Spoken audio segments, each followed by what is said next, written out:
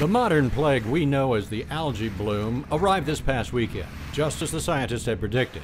It dumped green goop on the Lake Erie Islands in time for Christmas in July, the midsummer commercial holiday that brings thousands to the promised land of Put-in Bay. So I took a voyage around the islands to survey the impact.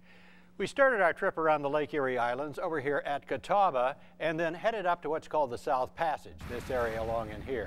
We're motoring along just south of Put-in Bay, and as far as the eye can see is algae. It's as green as the Chicago River on St. Patrick's Day. As often happens on the lake in midsummer, the wind died by mid-Friday, so we motored, and the prop churned the microcystis into a frothy mint milkshake.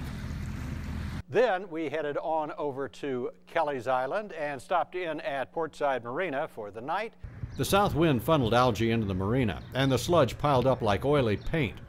Boaters weren't concerned. They'd seen similar blooms. 2011 was the worst, but this one arrived earlier and is predicted to be almost as bad. After we spent an evening at Kelly's Island, we headed on out, circumnavigated the island, came up here on the north side, and found a substantial amount of algae, not quite as much as we found on the south side.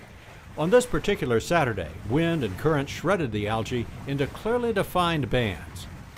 The algae kind of forms up in bands, and we're coming up on one right now. You see that green there? Then we headed almost directly west over here to South Bass Island, and where we turned southward again.